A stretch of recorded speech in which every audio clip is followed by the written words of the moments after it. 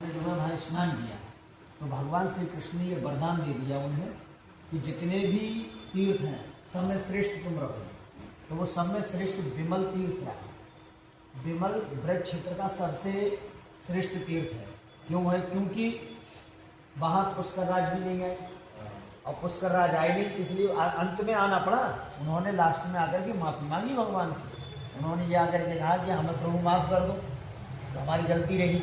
लेकिन वो तीर्थ जो है वहाँ कुंड जो है, उस कुंड को ये वरदान मिला हुआ है कि जो भी कलयुग का जीव जाए, हम आप में से कोई जाए, स्नान करे, उसका आचमन करे, जल छिड़क ले, तो उसके सारे पापों का नाश होता है। मन बुद्धि चित्त बिल्कुल एकाग्र चित्त हो जाता है। वो सबसे बड़ा ब्रज क्षेत्र का विमल कुंड है। एक कारण और भी, एक कारण ये है कि विमल राजा हुए, उन राजा की जो पुत्रियां थी उन्होंने बहुत बड़ी तपस्या करी और वो भगवान श्री कृष्ण को अपना स्वामी स्वीकार करना चाहते हैं भक्ति स्वरूप में। लेकिन हुआ क्या, वहाँ भगवान विलंब से आए तो उन्होंने जो आंसू बहाए तो वो कुंड बन गया उनको।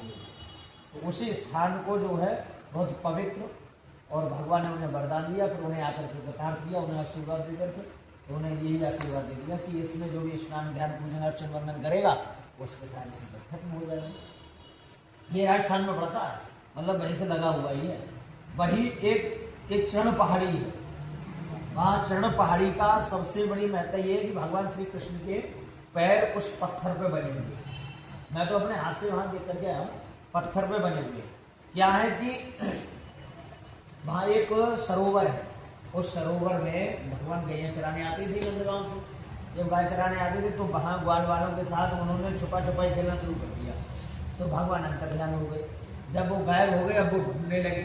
जब भगवान नहीं मिले तो उन्होंने ये कहा कि मैं अपने प्राण त्याग दूंगा, इस सरोवर में मर जाऊंगा।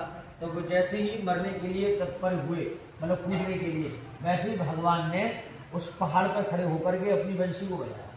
तो उस समय जब उन्होंने बंसी बजाई तो पत्थर पिघल गया।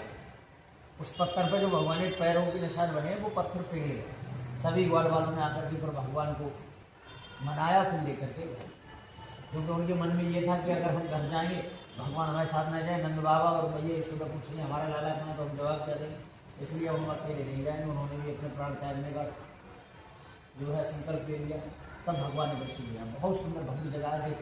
अब ऊपर थोड़ी चढ़ाई तो है लेकिन बढ़िया। बाकी